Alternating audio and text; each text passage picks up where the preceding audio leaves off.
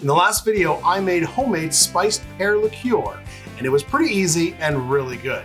But I really wanted to try some spiced pear cocktails. So I spent the next week scouring the internet looking for the best spiced pear cocktails I could find.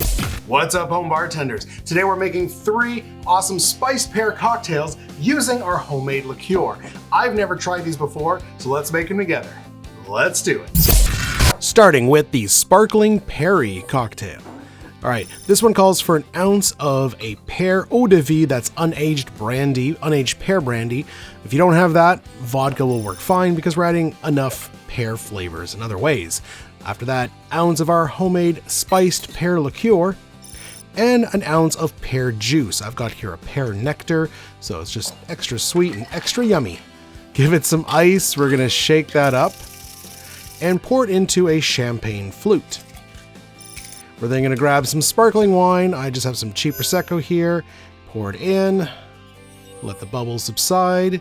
We're gonna garnish with a slice of pear, of course.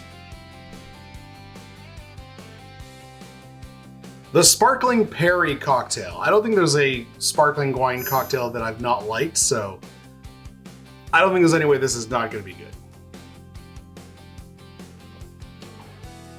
Oh, that's nice.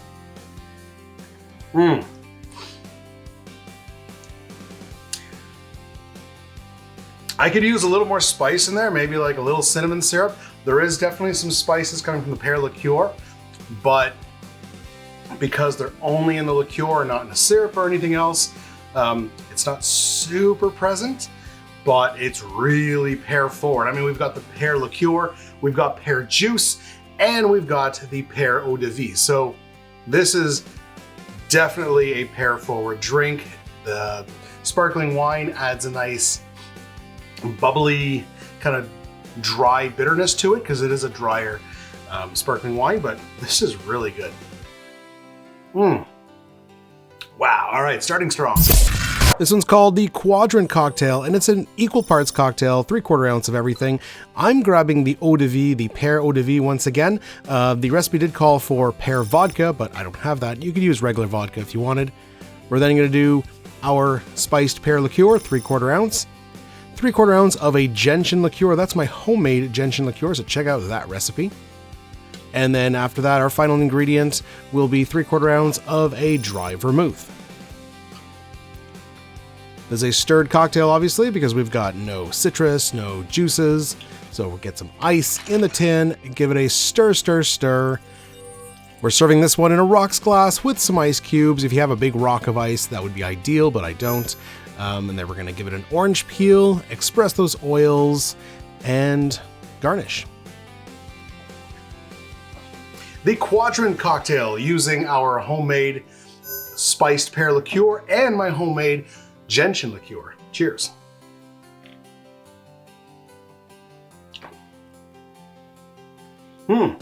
So gentian is definitely front and center on this one. It definitely reminds me of a white Negroni that uses gentian liqueur instead of Campari, but I will say it's a little flatter. The pear, we got the pear eau de vie, which recipe did say pear vodka. Pear vodka might be sweeter depending on the brand you get. The thing about gentian is it's such a strong flavor that it kind of overpowers. I don't mind it. I like gentian, but we're kind of losing the pear here and it's becoming really gentian forward. Hey guys, we've got 2 pear cocktails, 1 more to go. I hope you like it so far. Make sure you smash that subscribe button, hit that little bell so you get notified when we release new videos. Our final drink is the Orchard Thief. This one starts with a base of Fino Sherry using Tio Pepe, 1.5 ounces. And follow that up with 1 ounce of a dry vermouth using the Taz here. That's a local dry vermouth here in Ontario, Canada. We're then gonna do 1/2 ounce of our spiced pear liqueur. After that, we want 1/2 ounce of Benedictine. I'm using my homemade Benedictine or homemade herbal brandy liqueur. The recipe also calls for 1/2 ounce of apple brandy and a couple dashes of Boker's bitters. I used Angostura. I forgot to film those 2 last ingredients, but I did get them in there finally, so don't worry. Garnish with a pear slice. The Orchard Thief. Another one that I'm worried is going to, the pear is going to kind of get lost because we got a lot going on here. But then again, I mean, if Pinot Sherry and dry vermouth are the base of this, and those are pretty mild in terms of flavor, but let's find out.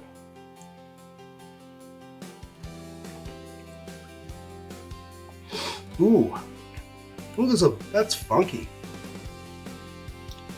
Oh, that's really nice. So the sherry and the vermouth together. I'm not sure if I've had a cocktail that had sherry and dry vermouth, like dry sherry and dry vermouth together, but they do give it a sweetness, even though they're both dry. There's a sweetness coming from that that's almost very fruity. It's almost like both are not kind of, that flavor does not come from the both of them on their own, but once you combine them, very interesting. And I am getting the pear, a little bit of the spices, and then my homemade Benedictine, not overpowering. I was worried because I went, same as the last cocktail, I used my gentian liqueur. My Benedictine was a little too, I put a little too much gentian. It's not quite as much as gentian liqueur, but it's more gentian than the classic Benedictine.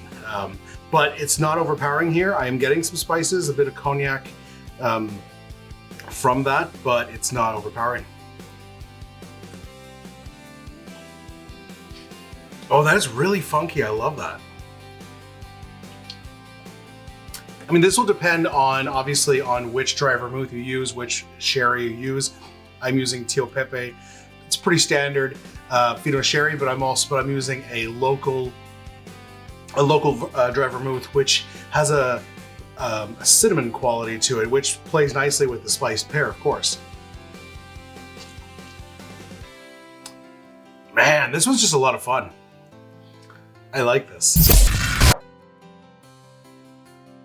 All right, we made 3 spiced pear cocktails using our homemade liqueur. Now we have to rate them.